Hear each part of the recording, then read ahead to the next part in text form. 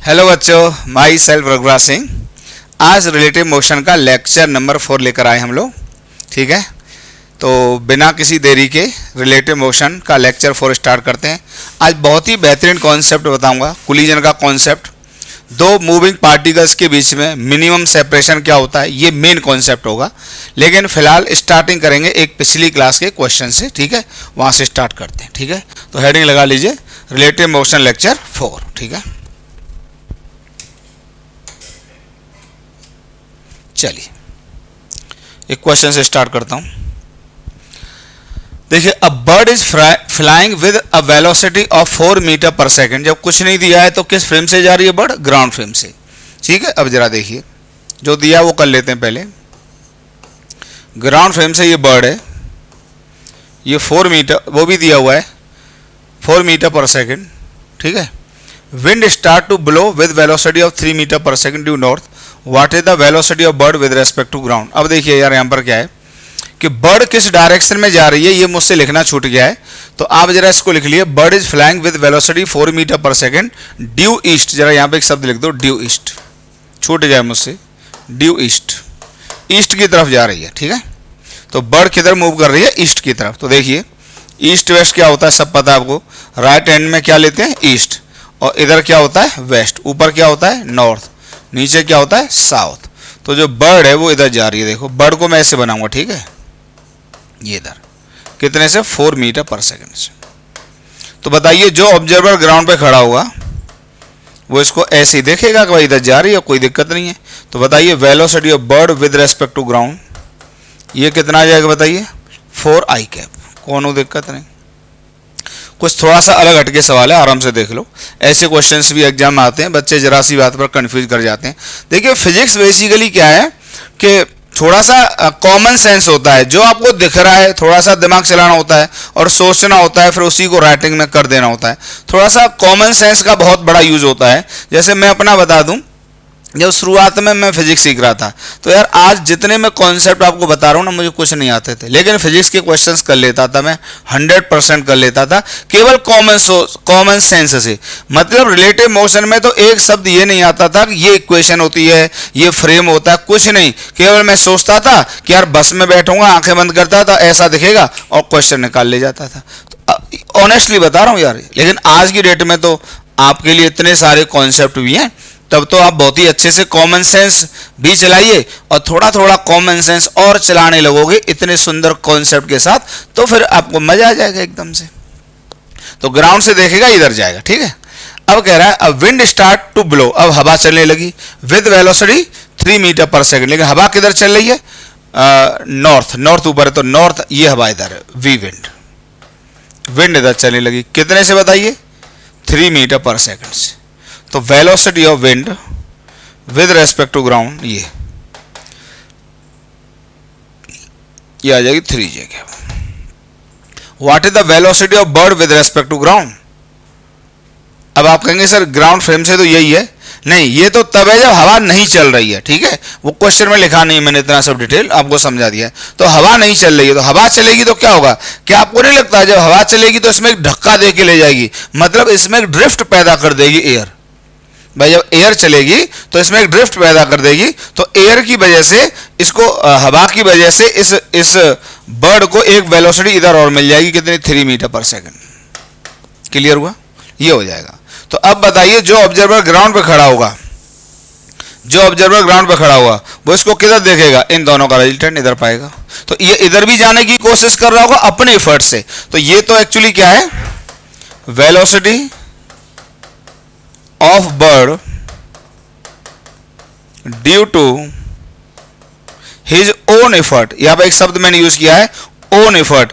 ये आप देखेंगे रिवर वाले क्वेश्चंस में बहुत यूज करूंगा। आज तो एक छोटा सा तड़का लगाया इस चीज का, जिससे एक माइंड मेकअप रहे हल्का सा। ओन एफर्ट, अपने खुद के एफर्ट से इधर जाना चाहता है, और 3 मीटर पर सेकंड इसको एयर के एफर्ट से मिलेगी। ठीक है, तो ये असल में इन दोनों के रिजल्टेंट इधर जाएगा। तो ऊपर से हटा देता हूं मैं।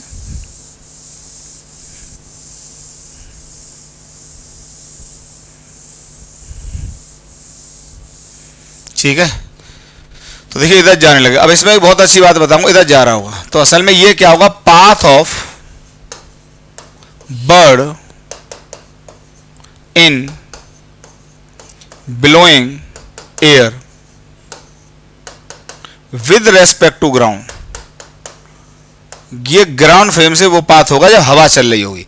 अब यहां पर एक शब्द आता है, देखो इसका जो बॉडी ओरिएंटेशन होता है, ध्यान रखना, जो इसकी मूंछें हैं जो बना रखी है मैंने बर्ड की, यार वो देखो हमेशा यही रहेंगी, प्लीज इस पर बहुत फोकस कर लेना, ये यही रहेंगी।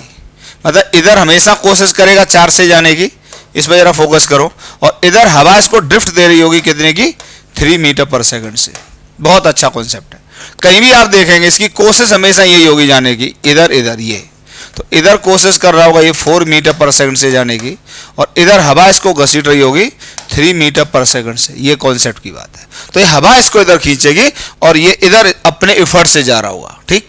एक्चुअली में ग्राउंड फ्रेम से ये जा रहा होगा, तो मैंने लिख भी दिया path of bird bird in blowing air with respect to ground, ठीक, कोई दिक्कत नहीं, ठीक है। तो वेलोसिटी ऑफ बर्ड, चलिए ठीक है, वो तो बता ही दिया सब, ठीक है। उतार लीजिए पॉज करके। जैसे इसी में एक दो छोटी छोटी बातें और बताएं, पॉज करके उतारिए और छोटी छोटी बातें बताएं।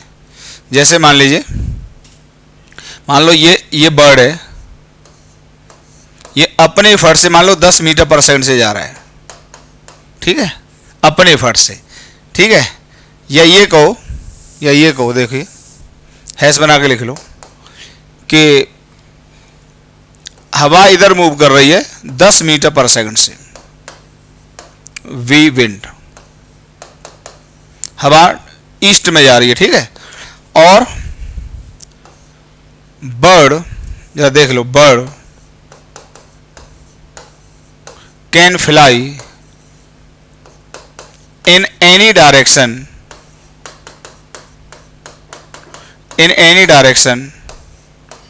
with velocity 20 metre per second. मतलब बर्ड किसी भी डायरेक्शन में कितने से फ्लाई कर सकती है, 20 मीटर पर सेकेंड से फ्लाई कर सकती है किसी भी डायरेक्शन में। तो आपको discuss the velocity of bird in blowing air for different directions,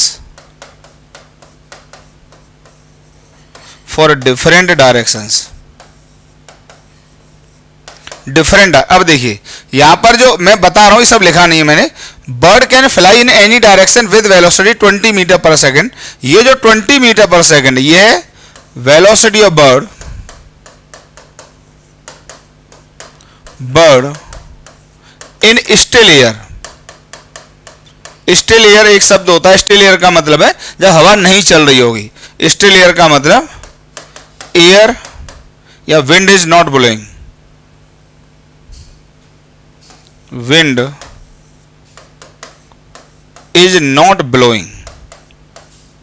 जब हवा नहीं चल रही होगी तो उसकी स्पीड कितनी है, 20 मीटर पर सेकंड। तो इसका मतलब यह है कि देखो ध्यान से कि जब हवा नहीं चल रही है तो अब जो बर्ड होगा, चाहे वो किसी भी डायरेक्शन में ले लो, इधर ले लो, तब भी कितने से मूव करेगा, 20 मीटर पर सेकंड से। जब वो इधर मूव करना चाहेगा तब भी कितने से मूव करेगा, 20 मीटर पर सेकंड से। जब वो इधर मूव करना चाहेगा तब भी कितने से मूव कर रहा होगा, 20 मीटर पर सेकंड से। किधर भी ले लो, इवन किसी भी जनरल डायरेक्शन में भी वो जब मूव करना चाह रहा होगा तब भी कितने से मूव करेगा, 20 मीटर पर सेकंड से। किसी भी डायरेक्शन में मूव करेगा अपने प्रभाव से। और अभी हवा नहीं चल रही है, विंड या वी विंड इक्वल टू 0।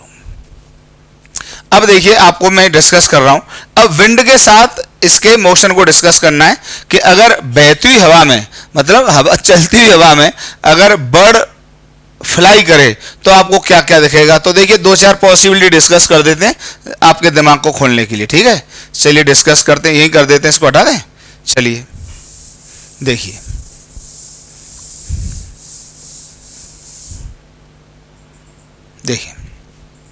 अब जैसे 2-3 पॉसिबिलिटी लेते हैं। Let bird fly along the east due to its own effort, अपने एफर्ट से बर्ड किधर मूव फ्लाई करती है, ईस्ट में। तो ध्यान से देखना, ये जो बर्ड है ये अपने एफर्ट से कितना जा रही है, 20 मीटर पर सेकंड, यही दिया था आपको। और जो हवा है वो कितने से इसको घसीट रही है, वी विंड। भाई हवा भी तो इसको सहयोग देगी, क्यों, विंड तो इधर ही जा रही है, कितने से, 10 मीटर पर सेकंड से।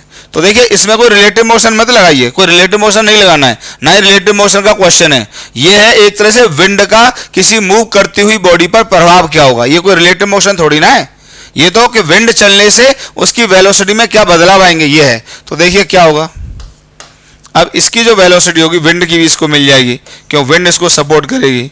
तो इसको जो वेलोसिटी मिल जाएगी, ये मिल जाएगी 10 + 20 बराबर 30 metre per second. 30 metre per second से मूव करेगी विद रेस्पेक्ट टू ग्राउंड, अगर ये इस तरीके से मूव करेगी तो।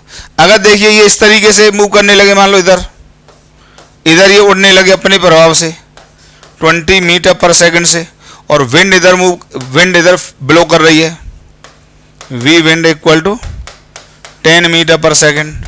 तो देखिए इस केस में हवा क्या होगी, इसका विरोध करेगी। फिर मैं कह रहा हूं कोई रिलेटिव मोशन का क्वेश्चन नहीं है, ये है कि किसी मूव करती हुई बॉडी पर विंड का या रिवर का क्या प्रभाव पड़ता है। एक हल्का सा आपको मार्गदर्शन दे रहे हैं, आगे भी चीजें यूज होंगी। तो देखिए क्या होगा, तो अब ये इधर जा रहा है 20 से, विंड इसको 10 से रोकेगी, तो आपको इधर जाता दिखाई देगा या उड़ती हुई दिखाई देगी, कितने से, 10 मीटर पर सेकंड से। ये किसके लिए, जो ऑब्जर्वर ग्राउंड में खड़ा हुआ, ये भी किसके लिए, जो ऑब्जर्वर ग्राउंड पे खड़ा हुआ, इसके लिए। क्लियर हुआ, इतना पॉज करके उतारिए, इतना पॉज करके उतारिए, हटाएं। चलिए अगर मान लिया इधर ये मूव करने लगे,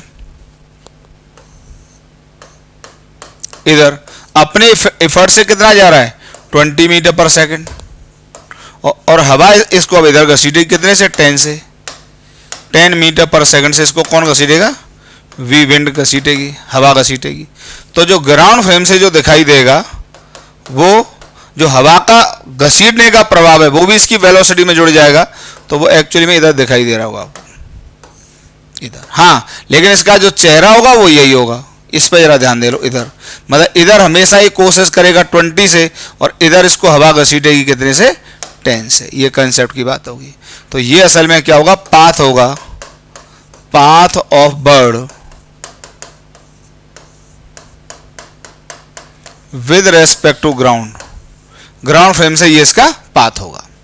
बाद बाकी जो रिजल्टेंट वेलोसिटी हो जाएगी वो तो इन दोनों का इफेक्ट आ जाएगा। जैसे वी नेट की बात करेंगे तो वो तो आ जाएगा अंडर द रूट भाई इसका स्क्वायर प्लस इसका स्क्वायर, क्योंकि दोनों के बीच में एंगल कितना है, 90 डिग्री, ठीक।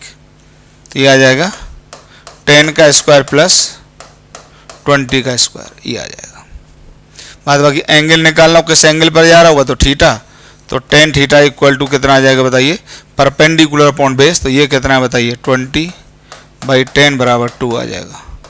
तो थीटा बराबर tan इनवर्स 2, एकदम क्लियर, tan इनवर्स 2 आ जाएगा। ठीक है, उतारिए पॉज करके, स्क्रीनशॉट ले लिया करो, मैं नहीं रुकूंगा, मैं आगे बढ़ता रहूंगा, ठीक है। आप तुरंत स्क्रीनशॉट लिया करो। अगर मान लीजिए अगर ये बर्ड इधर चलने की कोशिश करेगी इधर 20 से, और विंड इसको इधर घसीट रही है 10 से, ये विंड घसीट रही है, तो देखिए इन दोनों का रिजल्टेंट इधर आएगा, इधर आ जाएगा। तो ये आ जाएगी velocity of bird with respect to ground. कोई रिलेटिव मोशन का नहीं है, यहां पर यह है कि विंड ब्लोइंग विंड का क्या इफेक्ट होगा किसी भी मूव करती हुई बॉडी की वेलोसिटी पर, ये आपको बता रहे हैं। हाँ, लेकिन ये पाथ भी यही होगा, यह आएगा path of bird with respect to ground in blowing air, in blowing air, ठीक। हाँ, इसका जो चेहरा होगा ध्यान रखना, वो इधर ही होगा, इधर ही होगा। इधर कोशिश कितने से कर रही होगी, 20 मीटर पर सेकंड से, और इधर इसको हवा घसीट रही होगी कितने से, 10 मीटर पर सेकंड से। क्लियर? ये सब कुछ नॉर्मल डिस्कशन थे जो आपके कभी भी काम आ जाते हैं। रिलेटिव मोशन नहीं है, ये विंड का प्रभाव था किसी भी मूव करती हुई बॉडी की वेलोसिटी के ऊपर। ठीक है, क्लियर हो गया?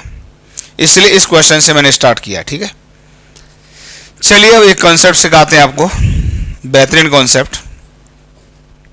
हेडिंग लगाइए, इसको तो हटाई दें। Concept of shortest distance between two moving particles. दो पार्टिकल्स के बीच में शॉर्टेस्ट डिस्टेंस। ठीक है, दो पार्टिकल्स के बीच में शॉर्टेस्ट डिस्टेंस का कॉन्सेप्ट। तो इससे पहले आप इसको कॉन्सेप्ट को समझिए। देखिए, इसको मैं ऐसे समझाना चाहता हूं। मान लीजिए एक पार्टिकल ऐसे मूव कर रहा है, इस लाइन के ऊपर मूव कर रहा है, और एक पार्टिकल यहां पर है P। ठीक है, एक पार्टिकल इस पर मूव कर रहा है। तो सबसे पहले हेडिंग लगा लो कि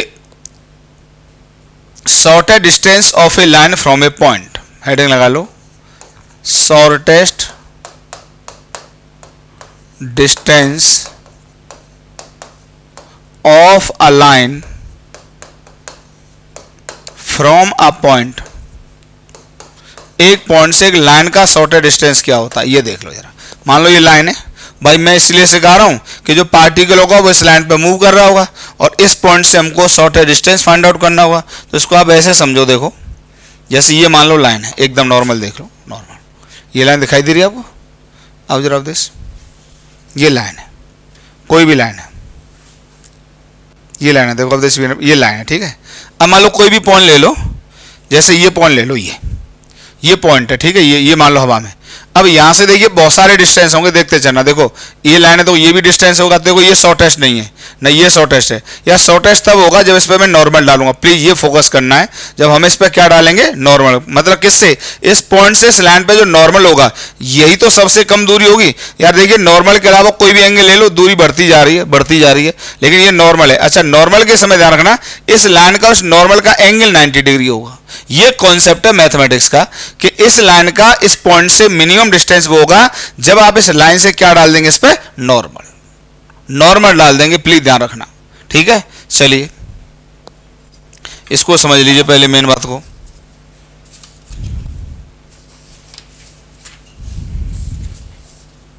तो देखिए इससे जो डिस्टेंस होगा शॉर्टेस्ट, तो देखिए बहुत सारे डिस्टेंस होंगे। ये डिस्टेंस होगा, ये होगा, लेकिन जो मिनिमम होगा वो ये होगा। मिनिमम यार ये होगा, प्लीज ये होगा डी मिनिमम। ये D1 हो जाएगा, ये D2 हो जाएगा। तो मिनिमम डिस्टेंस तब होता है जब आप उस पॉइंट से उस लाइन पे क्या ड्रॉ कर देते हैं? नॉर्मल। ये देख लीजिए। ठीक है, तो मिनिमम डिस्टेंस तब होता है इस पॉइंट से इस लाइन का अलोंग द नॉर्मल, या नॉर्मल का डिस्टेंस ही क्या होता है? मिनिमम होता है। तो ठीक है, तो डी मिनिमम ये क्या है असल में? It is the normal drawn from the point on the line. Point से लाइन के ऊपर जो नॉर्मल ड्रॉ किया है वही उसका क्या? मिनिमम डिस्टेंस है। अब देखिए ये मैथमेटिक्स में एक पॉइंट होता है कि कंसेप्ट होता है। अगर इस लाइन की इक्वेशन है, ध्यान से सुन लेना, ax plus B Y plus C equal to 0। इसको सीख लो यार, मैं रटा रहा हूं। और मान लीजिए इस पॉइंट के कोऑर्डिनेट है x1, y1। एक प्लेन की बात कर रहे हैं, 3D में जा ही नहीं रहे। ठीक है, जितने भी क्वेश्चन हैं सब प्लेन के ही हैं, पहले मैं बता दूं, प्लेन की बात कर रहे हैं। क्योंकि 3D में होता तो 3 कोऑर्डिनेट होते और 1D की तो बात ही नहीं करेंगे। तो ये एक प्लेन में इक्वेशन है। ठीक है, तो देखिए इसका सीधे सीधे फॉर्मूला होता है डी मिनिमम का। इसको आप याद कर लो यार, डी मिनिमम का होता है। ये भी काम आता है कई बार। तो देखिए x1, इस पर सीधे मैं लिख देता हूं पहले, ax1 प्लस बी वाई1 प्लस सी, और इसका मॉड ले लेंगे हम, और divided by root of x का कोफिशिएंट का स्क्वायर प्लस y के कोफिशिएंट का स्क्वायर, मतलब बेटा a square plus b square. ये सीधे सीधे फॉर्मूला होता है यार। ये लाइन है, p पॉइंट है, x1 और y1 इसके कोऑर्डिनेट है। तो x की जगह x1 पुट करेंगे, y की जगह y1, तो ax1 plus by1 plus c equal to 0। तो आप ये करके ये फॉर्मूला सीधे सीधे याद कर लो प्लीज, टू बी रिमेंबर। किसी भी बच्चे को याद होना ये, to be remember, to be remember, याद कर लीजिए आप इसको।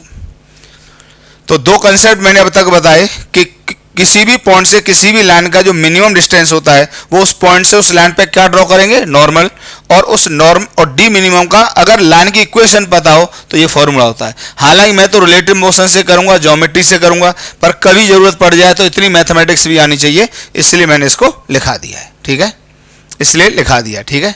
एक क्वेश्चन करें इसके ऊपर, चलिए। जैसे मान लीजिए कोई भी लाइन है, एक एग्जाम्पल कर लो आप, ये मान लीजिए लाइन है, एंगल मान लो यहां से 37 डिग्री, इस पॉइंट के ये y एक्सिस, ये x एक्सिस, इस पॉइंट के कोऑर्डिनेट मान लीजिए आप, x को कितना लिख दें 0, y को लिख दें 2, ठीक है। यहाँ पे एक पॉइंट है P और इसके कोऑर्डिनेट है मान लीजिए 10,0। अब आपको इस लाइन का मिनिमम डिस्टेंस बताना है फ्रॉम पॉइंट P, फाइंड। आराम आराम से करिए, फिजिक्स ऐसी समझ में आ जाती है यार। Find D minimum of the line from point P। आपको पॉइंट P से आपको इस लाइन का डी मिनिमम फाइंड आउट करना है। तो जो बता दिया सो बता दिया। इस पॉइंट से जो नॉर्मल होगा, नॉर्मल देखिए ये यहाँ पे एंगल 90 डिग्री बनेगा, ठीक है, π/2, यही डिस्टेंस क्या होगा, डी मिनिमम होगा, ठीक है। अब इस लाइन की इक्वेशन लिख लो। तो लाइन की इक्वेशन सब जानते हैं, y minus y1 equal to m x minus x1, सब जानते हैं। तो y माइनस किस पॉइंट से पास हो रही है, इस पॉइंट का y कोऑर्डिनेट कितना है 2, तो 2 लिख देंगे, इक्वल टू स्लोप 1037 कितना होता है बताइए, 3/4 होता है, डायरेक्ट लिख दिया है, 1037 आएगा और 1037 होता है 3/4, और ये आ जाएगा यहाँ पर x माइनस क्या आ जाएगा 0, क्यों x कोऑर्डिनेट कितना है 0। तो ये आ जाती है मेरे हिसाब से और आपके हिसाब से 4y minus 8 equal to 3x, okay. तो यहाँ से आ जाता है 3x minus 4y plus 8 equal to 0। ये लाइन की इक्वेशन मिल गई, ओके, ये लाइन की इक्वेशन मिल गई। अब देखिए जो डी मिनिमम होगा उसके लिए क्या बताया था, बताइए, जो लाइन की इक्वेशन है, अब उसमें इस पॉइंट के कोऑर्डिनेट को x की जगह 10 पुट कर दो और y की जगह 0 पुट कर दीजिए आप। तो ये आ जाएगा 3 × 10 माइनस 4 × 0 प्लस 8, इसका क्या लेना है, मॉड लेना है, और divided by under the root. अब आप x के कोफिशिएंट का स्क्वायर कितना आएगा 9, प्लस y के कोफिशिएंट का स्क्वायर कितना आएगा 16। अब जो भी सॉल्व करके आ जाए यार, ये तो आप कर ही लोगे, ठीक है। तो ये कितना आ जाता है बताइए, ऊपर आ जाता है 38 डिवाइडेड बाई रूट ऑफ 25, ये 5 आ जाता है, तो ये आ जाता है 38/5, तो ये आ जाता है 5 7 35 7.2 मीटर, जो भी यूनिट आ जाए, एकदम आसान। ये मैथमेटिकल रिजल्ट आपको बता दिया है, ये भी कहीं ना कहीं आपके काम आ जाएगा, इसलिए सीख लो इसको, इसको सीख लीजिए, सीख लीजिए आप इसको, ठीक है। इसका दूसरा मेथड होता है ज्योमेट्री से फाइंड आउट करना, ठीक है, दूसरा मेथड होता है ज्योमेट्री का, ठीक है, ज्योमेट्री से भी आपको फाइंड आउट करना सिखाते हैं, ठीक है। तो इसको हटा दें, चलिए स्क्रीनशॉट ले लो। तो देखिए calculating D minimum using geometry, ये भी दिमाग में सेट होना चाहिए, क्योंकि रिलेटिव मोशन में हम यही वाला ज़्यादा यूज करेंगे, मोर यूजफुल। जो अभी हम रिलेटिव मोशन में डी मिनिमम के लिए यूज करेंगे, वो यही वाला मेथड ज़्यादा यूज करने जा रहे हैं, ठीक है। अब ये सब बहस ना किया करो, सिखा सब दे रहे हैं, लेकिन जो अच्छा होता है उसको हम आपको फॉलो कराना चाहते हैं। यार फिर पढ़ क्या रहे हो यार, ये थोड़ी ना कि अगर 10 मेथड मान लो आते हैं तो 10 के 10 हर सवाल में लगा दोगे। यार यही तो है कि किस रास्ते से चलना है, तभी तो चीज़ें सिंप्लीफाई होंगी, नहीं तो लगे रहना फिर। जैसे मान लीजिए ये है, ये x ये y, और लाइन में जानबूझ के यहाँ से ये ले रहा हूँ जिससे आसान हो जाए थोड़ा सा। अब मान लो ये एंगल 30 डिग्री है, जानबूझ के आसान लिया है, और मान लो ये पॉइंट है P, इसके कोऑर्डिनेट क्या ले लें बताओ, चलो a,0 ले लिया a का, ठीक है। अब इससे डी मिनिमम फाइंड आउट करना है, ठीक है, find D minimum find D minimum of the line from point P वाले पॉइंट से फाइंड आउट करना है। तो यहां से क्या ड्रॉ करेंगे बताइए, नॉर्मल ड्रॉ करेंगे, नॉर्मल, ये रहा नॉर्मल, नॉर्मल, ठीक। ये डी मिनिमम सीख लो, एकदम आसान है। अब देखिए ये एंगल 90 डिग्री हो गया, ये भी 90 हो गया, ये 30 है तो ये क्या हो गया 60 हो गया। अब देखिए ये पॉइंट 0,0 ये ए है, तो ये लेंथ कितनी होगी बताइए, यहाँ से ये तो होगी 100% ये होगी। अब आपको डी मिनिमम फाइंड आउट करना है तो आप ट्रिग्नोमेट्री लगा दो, इसमें क्या लगाओगे बताओ, sin 30 लगा दो। तो बताइए sin 30 इक्वल टू क्या आ जाएगा बताइए, परपेंडिकुलर अपॉन हाइपोटेन्यूस आ जाएगा। तो ये आ जाएगा बच्चों डी मिनिमम अपॉन ए आ जाएगा। तो डी मिनिमम इक्वल टू आ जाएगा ए sin 30, और ए sin 30 जमाने से a/2 होता है। तो दिस इज योर आंसर। तो डी मिनिमम यहाँ पर आ जाएगा a/2 आ जाएगा। क्लियर होगी बात, डी मिनिमम कितना आ जाएगा a/2। तो ये अभी मैं कई जगह यूज करके आपको दिखाऊंगा। इसी मेथड को मैं रिलेटिव मोशन में यूज करने जा रहा हूं। क्यों करने जा रहा हूं, क्यों एक पॉइंट तो एक लाइन पे मूव करेगा, हम यूनिफॉर्म मोशन डिस्कस करने जा रहे हैं, और एक पॉइंट पर बैठ के उसको देख लेंगे तो वो किस में आ जाएगा, रेस्ट में आ जाएगा। ठीक है, अभी मजा आने वाला है। ठीक है, चलिए अब एक कॉन्सेप्ट और सीख लो जरा, एक कॉन्सेप्ट लिख लो, कॉन्सेप्ट। देखिए अब तक जब ये धीमे धीमे चीजें सिखाई जाती हैं, अब तक हमने आपको ये बताया कि वेलोसिटी हो, किसी की पोजीशन हो, रिलेटिव पोजीशन ध्यान रखना, किसी की पोजीशन हो, वेलोसिटी हो, एक्सीलरेशन हो, ये सब फ्रेम ऑफ रेफरेंस पे डिपेंड करते हैं। लेकिन टाइम किसी भी फ्रेम पे डिपेंड नहीं करता है। इसीलिए जब किसी भी घटना को अकर होने का टाइम जो कैलकुलेट करते थे, तो आप चाहे ग्राउंड फ्रेम से निकालिए, चाहे फ्रेम चेंज करके निकालिए, दोनों से आंसर क्या आता था, सेम आता था। एक फिजिकल क्वांटिटी और इंट्रोड्यूस कर रहा हूं जो फ्रेम ऑफ रेफरेंस पर डिपेंड नहीं करती है, वो है relative separation between two particles. ध्यान रखना, relative separation between two particles. तो बड़ा बेहतरीन लिखने जा रहा हूं, रिलेटिव सेपरेशन लिख लीजिए, अभी समझाता हूं सब। रिलेटिव सेपरेशन between two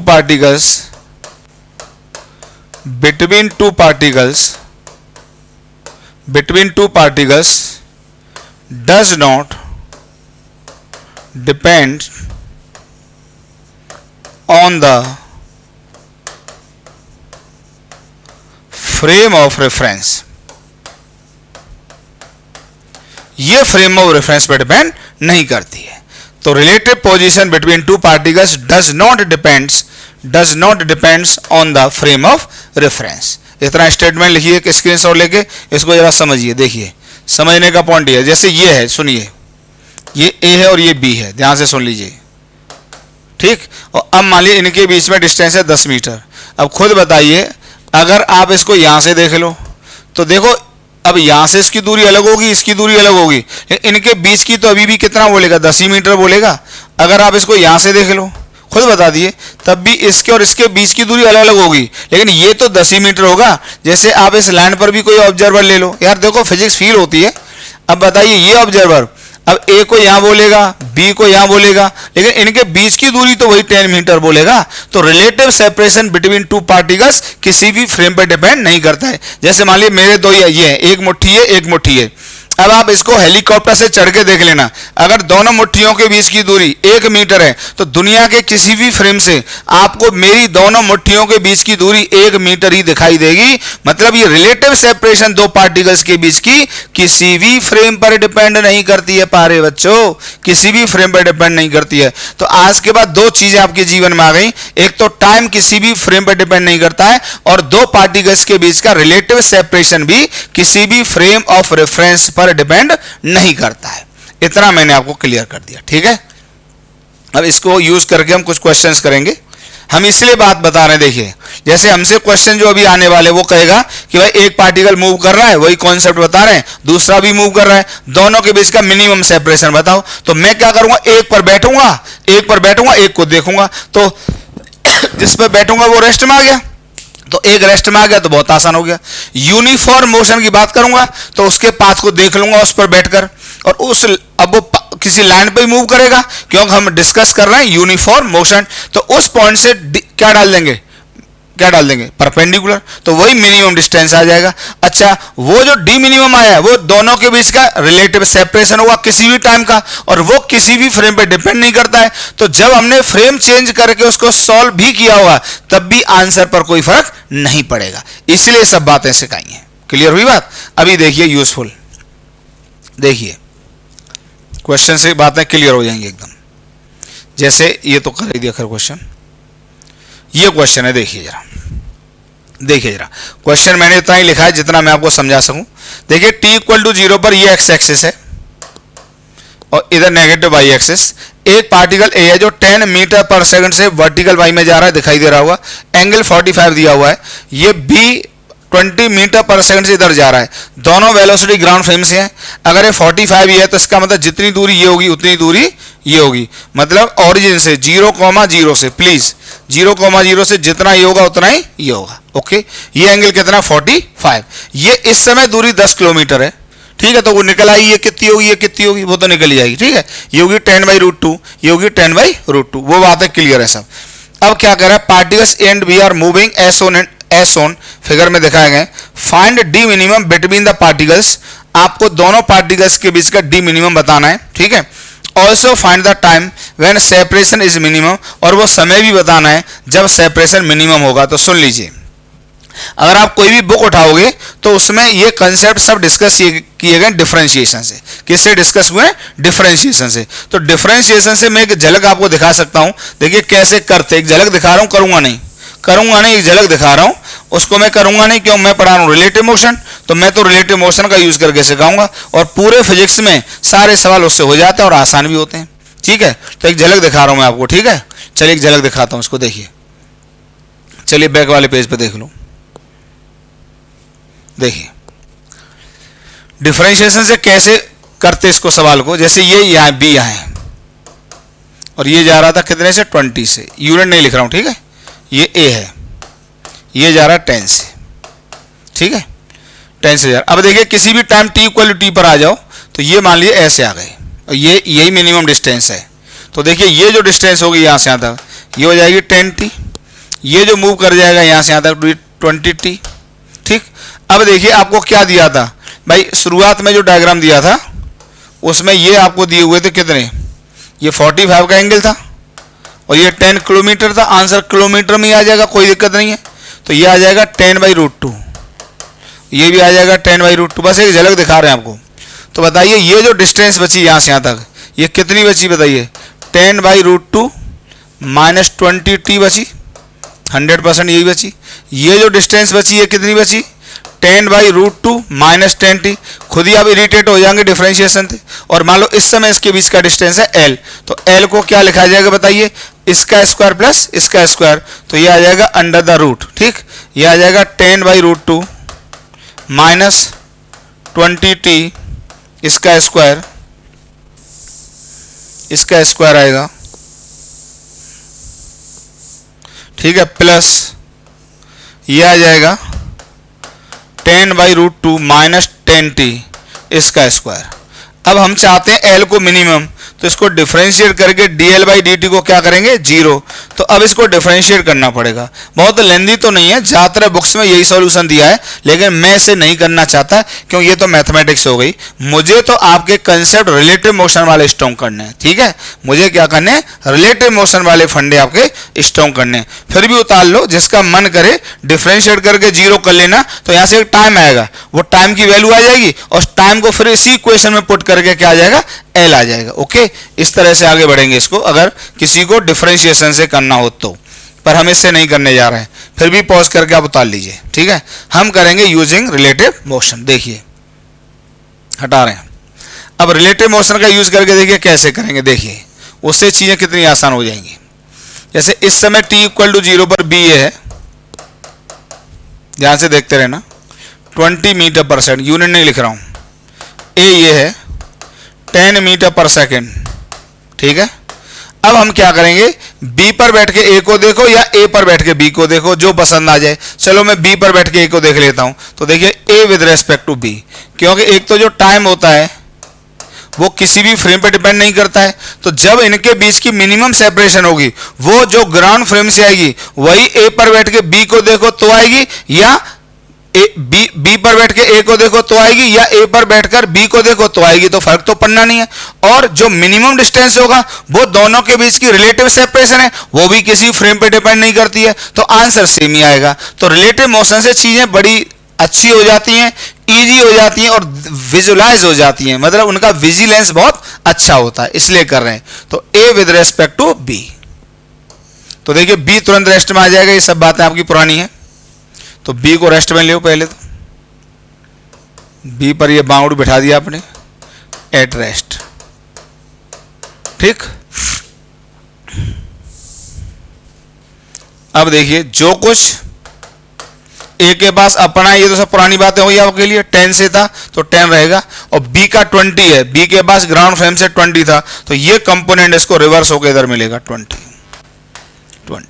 ठीक। तो जब इसको देखेंगे तो ये इधर कहीं जा रहा होगा, तो इस रास्ते पे जा रहा होगा, इस रास्ते पे। तो ये आएगा इसका path of B with respect to A. Path of B गलत लग गया मैं, path of A with respect to B.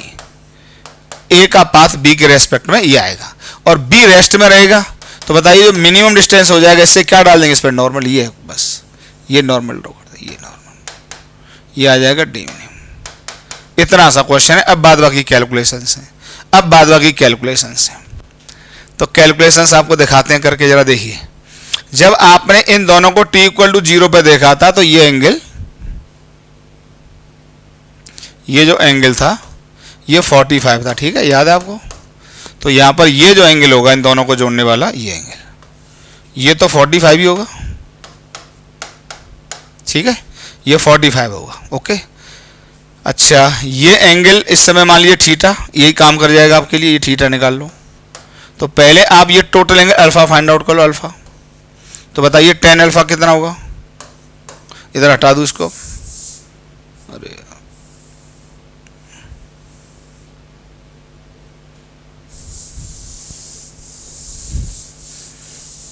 तो पहले मैं वो tan अल्फा फाइंड आउट कर देता हूँ। कुछ कैलकुलेशन हैं छोटे छोटे, सब आ जाएंगे आपको। tan अल्फा इक्वल टू क्या आएगा, देखिए ये आएगा परपेंडिकुलर अपॉन बेस, तो इधर इस डायरेक्शन में कंपोनेंट कितना है 20, तो ये आ जाएगा 20/10 बराबर 2, ठीक है। अब देखिए जो थीटा होगा, ये थीटा बताइए क्या होगा। थीटा इक्वल टू है अल्फा माइनस 45, ठीक है। दोनों तरफ 10 ले लो, तो tan थीटा इक्वल टू आ जाएगा tan ऑफ अल्फा माइनस 45। अब देखिए tan थीटा इक्वल टू ये आ जाएगा tan a माइनस बी, और tan a माइनस बी का फॉर्मूला क्या होता है जरा बताइए, लिखिए जरा इसको।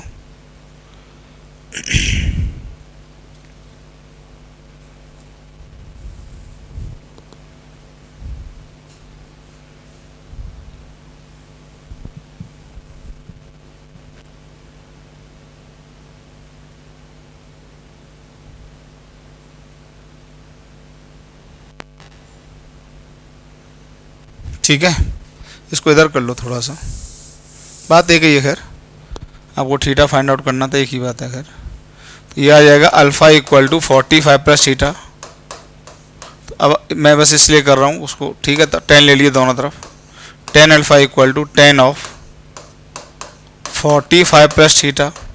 अब tan a प्लस बी का फॉर्मूला बताइए क्या होता है, tan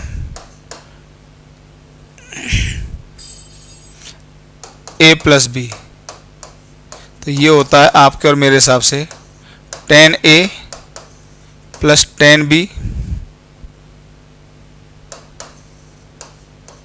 tan a plus tan b 1 minus tan a tan b, ठीक है। ये फॉर्मूला होता है, तो आप लगा दिए यहाँ पर, ये आ जाएगा tan alpha equal to tan a, तो tan 45 plus tan theta divided by 1 minus 1045 into tan theta, तो ये आ जाता है टेन अल्फा इक्वल टू, ये आ जाएगा 1 plus tan theta upon 1 minus tan theta, और टेन अल्फा भी अभी निकाला था, कितना था 2 था, इसको 2 लिख दो। तो यहाँ से जैसे ही सॉल्व करोगे टेन थीटा आ जाएगा, कितना आएगा टेन थीटा जरा अभी लिख देते हैं, आप सॉल्व कर लीजिए। तो ये आ जाएगा 1 plus tan theta, 1 plus tan theta equal to 2 minus 2 tan theta, तो ये आ जाएगा 3 टेन थीटा बराबर 1, तो टेन थीटा इक्वल टू 1/3, इतना फाइंड आउट कर लिया। तो टेन थीटा की वैल्यू बेटा 1/3 आ गई, ठीक है, टेन थीटा की वैल्यू 1/3 आ गई। यही प्रोसेस होता है, एकमात्र क्वेश्चन से ही सारे क्वेश्चंस आपके निकल जाएंगे, सब क्वेश्चंस ऐसे ही होंगे। इतना पॉज करके उतारिए, फिर मैं ऊपर से हटाता हूँ, कुछ कैलकुलेशंस करता हूँ। बेहतर यह है कि आप स्क्रीनशॉट ले लीजिए, ठीक है, इधर से हटा देता हूँ, ठीक है।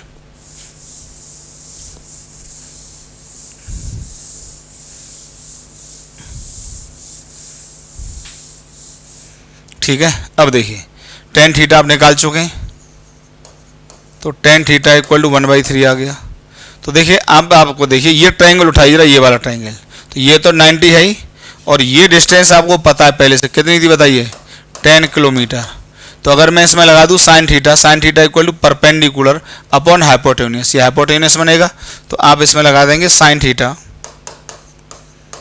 Theta equal to D minimum upon 10 kilometre, ध्यान रखना ये, तो डी मिनिमम इक्वल टू ये आ जाएगा 10 इंटू साइन थीटा, और ये आ जाएगा किलोमीटर में। अब देखिए टेन थीटा पता है तो आप इससे साइन थीटा निकाल लीजिए। अब आप टेन थीटा पता है तो इससे आप साइन थीटा निकाल लीजिए, ठीक है। तो देखिए इससे साइन थीटा कैसे आ जाएगा, सब बच्चों जैसी बात है आपके लिए। ये थीटा तो ये परपेंडिकुलर 1 और बेस 3, तो ये आ जाएगा √10, ठीक है। तो बताइए डी मिनिमम ये आ जाएगा 10 इंटू साइन थीटा होगा परपेंडिकुलर अपॉन हाइपोटेन्यूस, तो 1/√10 इक्वल टू आ गया √10 किलोमीटर। ये कॉन्सेप्ट है। तो डी मिनिमम कितना आ गया दोनों पार्टिकल्स के बीच में, ए और बी के बीच में, √10 किलोमीटर आ गया, ठीक है, ये आ गया। अब जैसे पूछेगा ये कितनी देर बाद होगा, वो टाइम बताना है। तो देखिए t इक्वल टू 0 पे यहाँ था, और b के रेस्पेक्ट में भाई ये यहाँ पे मान लीजिए ये जो b के रेस्पेक्ट में a है वो a ही है, तो ये t इक्वल टू t पर है ऐसा। तो आप बताइए इसकी जो नेट वेलोसिटी होगी वो इस डायरेक्शन में होगी, तो v नेट कितना आ जाएगा बताइए, v a with respect to b, magnitude कितना आएगा बताइए, ये आएगा 20 का स्क्वायर प्लस 10 का स्क्वायर, तो ये आ जाएगा 400 प्लस 100, तो ये आ जाएगा बच्चों 10√5, देख लो आराम से 10√5 मीटर पर सेकेंड, ठीक है। अब देखिए भाई इसने D minimum t equal to 0 पर तो इनके बीच का डिस्टेंस कितना था 10 किलोमीटर, और t इक्वल टू t पर ये डिस्टेंस कितना है बताइए, √10 किलोमीटर आया है, यही डिस्टेंस है। तो इस डिस्टेंस को होने में समय इतना ही तो लगा जितनी देर में b के रेस्पेक्ट में a यहाँ से लेके यहाँ तक पहुंचा। भाई जितनी देर में b के रेस्पेक्ट में a यहाँ से लेके यहाँ तक पहुंचा उतना ही टाइम तो लगा, तो इसमें समय कितना लगा बताइए। तो ये दूरी निकाल लो, इसको आप d डैश कह दो, तो ये दूरी बताइए कितनी आएगी, इसको हटाएं, वो तो फाइंड आउट कर ही दिया। ये दूरी बताइए कितनी आएगी, तो इसमें फिर आप फॉर्मूला यूज कर लीजिए, कौन सा, मेरे हिसाब से आप यूज कर लीजिए, ये यही तो निकालना, ये बेस है ना, तो ये क्या आ जाएगा बताइए, cos थीटा आ जाएगा, cos थीटा आएगा नहीं tan थीटा आएगा, tan थीटा इक्वल टू आ जाएगा परपेंडिकुलर अपॉन बेस, ठीक है, परपेंडिकुलर अपॉन बेस। या अब इससे निकालिए cos थीटा लगा लो, cos थीटा क्यों ये पता ही है, तो cos थीटा इक्वल टू आ जाएगा बेस अपॉन हाइपोटेन्यूस, तो बेस कितना है d डैश अपॉन हाइपोटेन्यूस कितना है 10, तो यहाँ से d डैश की वैल्यू आ गई 10 इंटू cos थीटा यहाँ से आएगा बच्चों 3/√10, तो बताइए यहाँ से d डैश आ जाता है 3√10 किलोमीटर। क्लियर हुआ।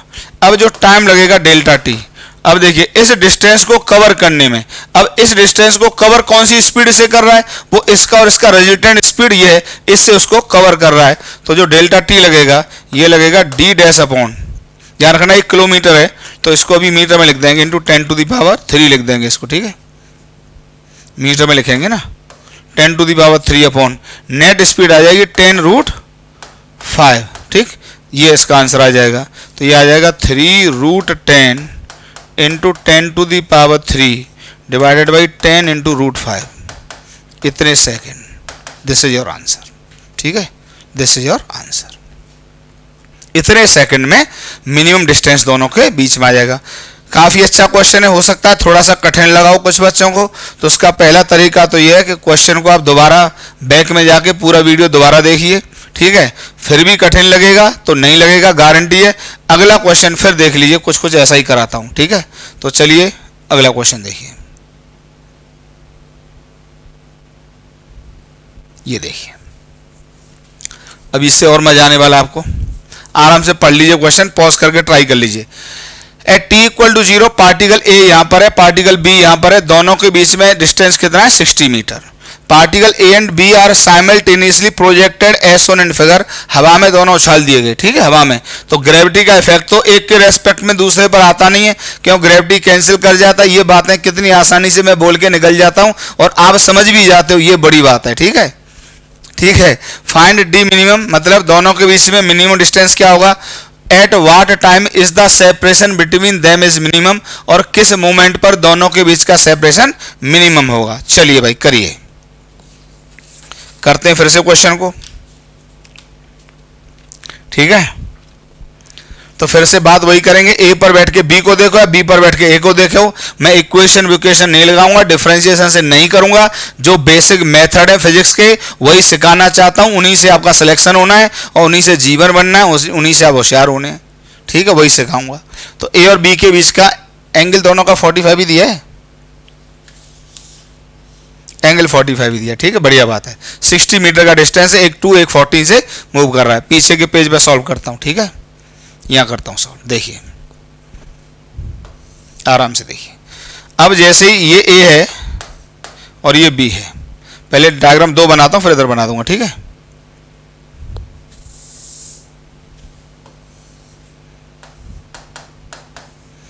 ये इधर मूव कर रहा है कितने से, 2 से, यूनिट मत लिखो फालतू टाइम किल होता है। ये 2 से, इधर ये 14 से, एंगल 45, ये एंगल 45, ठीक है, ये 60 मीटर। अब डी मिनिमम पहले फाइंड आउट कर लो, वही देखिए सेम, इसको ध्यान से और देख लेना तो आपको मजबूती मिल जाएगी कि सब क्वेश्चन एक जैसे होते हैं, ठीक है। अब हम क्या कर रहे हैं, हम ए को रेस्ट में लेते हैं, बी को देख लेते हैं, क्योंकि relative separation between two particles frame पर डिपेंड नहीं करता, उस घटना को होने में टाइम भी फ्रेम पर डिपेंड नहीं करता, तो रिलेटिव मोशन का यूज करते चलिए। तो ठीक है, B with respect to A, इधर डायग्राम बना देता हूं, ठीक है।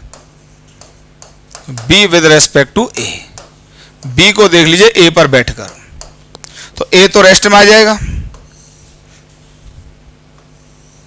ए तो रेस्ट में आ जाएगा, दद्दा दद्दा ए रेस्ट में आ गया भैया, रेस्ट। आराम से देखते रहो। बी के पास जो अपना है वो रहेगा, कोनो दिक्कत नहीं, और काफी बड़ा वेक्टर रहेगा, क्यों 14 का है। और जब ए पर बैठ के देखोगे तो इसके अपोजिट मिलेगा।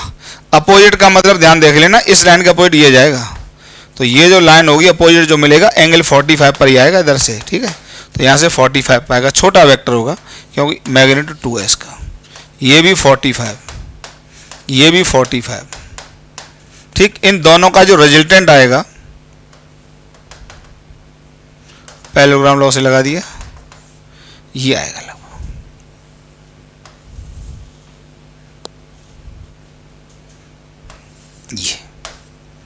ये आ जाएगी velocity of B with respect to A, और इसी लाइन पर ये चलता चला जाएगा। और इससे जो डी मिनिमम, देखो एक लाइन में लिख देता हूं बड़े आराम से, ये डी मिनिमम आएगा। कठिन नहीं है, शुरुआत होती है कठिन किसे, कुछ है नहीं। अब आप समझ गए। एक तो अब आपको एंगल ये फाइंड आउट करना होता है थीटा, ये बात समझ में आ रही है, थीटा फाइंड आउट करना होगा।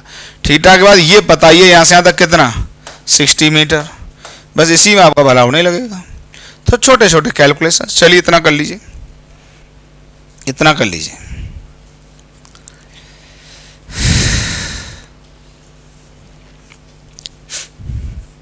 अब देखिए,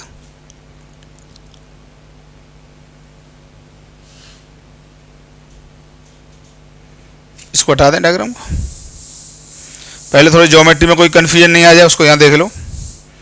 देखिए इस थीटा की बात कर रहे हैं,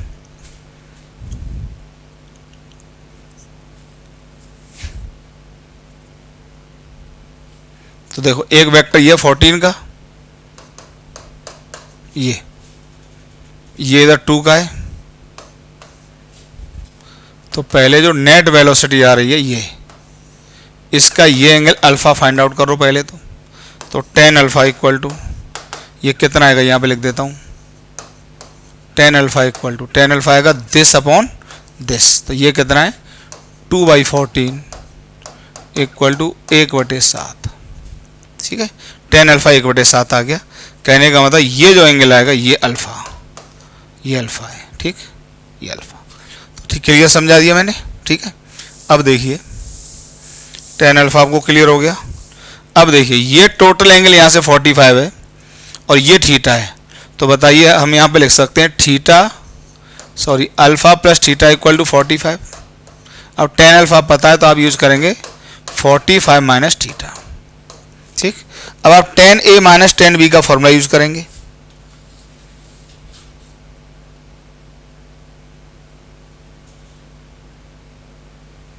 आप यूज करेंगे tan a माइनस b का फॉर्मूला यूज करेंगे।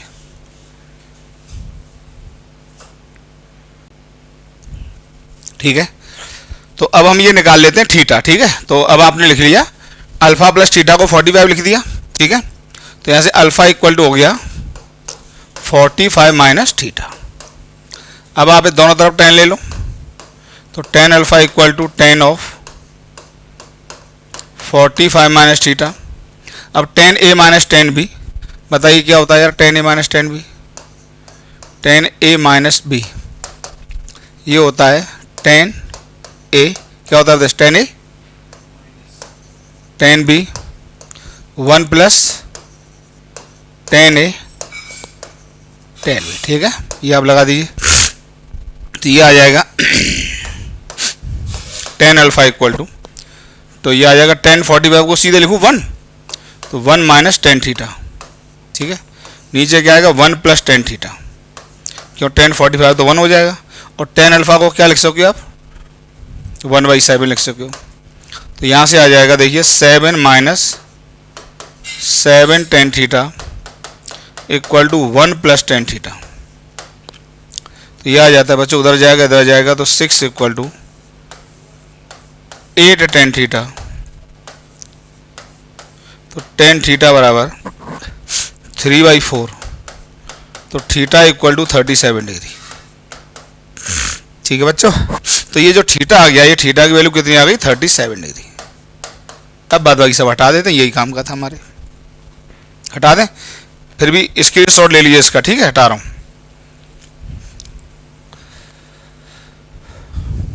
क्लियर, चलिए अब देखिए, अब डी मिनिमम फाइंड आउट करना है, तो डी मिनिमम ये होगा, तो क्या होगा इसमें, ये परपेंडिकुलर का काम करेगा क्योंकि ये एंगल 90 था, तो ये आ जाएगा sine theta. Sine theta equal to D minimum divided by 60, तो D minimum equal to 60 into sine 37 कितना होता है बताइए 3/5, 5 से 12 बराबर 36 मीटर। पहला आंसर तो ये हो गया। ठीक है, पहला आंसर तो ये हो गया। अब आपको ये भी फाइंड आउट करना है कि कितनी देर बाद ये काम हो पाएगा, मतलब कितनी देर बाद दोनों पार्टिकल्स के बीच का सेपरेशन मिनिमम होगा। तो देखिए t इक्वल टू 0 पर यहां थे और t इक्वल टू t पर ये b यहां होगा। t इक्वल टू t पर ये जब देखेगा इसको, तो यही डिस्टेंस तो इसने चला, तो आप इसको कोई d डैश कह दो, d डैश कह दो, इसको हटा दो यहां से, d डैश कह दो। तो देखिए अब आप इसमें लगा दो cos theta, cos theta equal to आ जाएगा d डैश बाई 60, क्योंकि cos थीटा ये बनेगा तो ये बनेगा बेस और ये बनेगा हाइपोटेन्यूज। तो यहाँ से d डैश इक्वल टू आ जाएगा 60 into cos theta. cos theta का मतलब 37, ये होता है 4/5, तो ये आ जाएगा 12 इंटू कितना आ जाएगा बताइए 48 मीटर। तो जो टाइम लग जाएगा डेल्टा टी, ये लग जाएगा d डैश अपॉन, अब बताइए जो नेट वेलोसिटी होगी इस डायरेक्शन में वो कितनी होगी बताइए, वो तो आप जानते ही हो, वी नेट इक्वल टू वो हो जाएगी अंडर द रूट इसका स्क्वायर प्लस इसका स्क्वायर, क्योंकि दोनों के बीच में एंगल कितना है 90 डिग्री, तो ये आ जाएगा 4 प्लस 14 का स्क्वायर, ठीक है, 4 प्लस 14 का स्क्वायर, तो ये आ जाएगा वी नेट। तो डी डैश कितना है बताइए 48 divided by under the root, ये आ जाएगा 4 प्लस 14 का स्क्वायर, इतने सेकंड। बाद बाकी आप फाइंड आउट करेंगे, ठीक है, बाद बाकी आप फाइंड आउट करेंगे, ठीक है। तो ये कंसेप्ट कवर हो गया पूरा। आज की क्लास यहीं पे रोकता हूँ, ठीक है। अगली क्लास में आपको पढ़ाऊंगा कोलिजन की क्या कंडीशन होती है, बेहतरीन कॉन्सेप्ट। इस क्लास इसलिए रोकी है कि एक एक कॉन्सेप्ट एक एक क्लास में कवर होता जाए, ठीक है, और कोई कारण नहीं है, नहीं क्लास को और लेंदी किया जा सकता था। चलिए पढ़ाई करते रहिए फिर, है।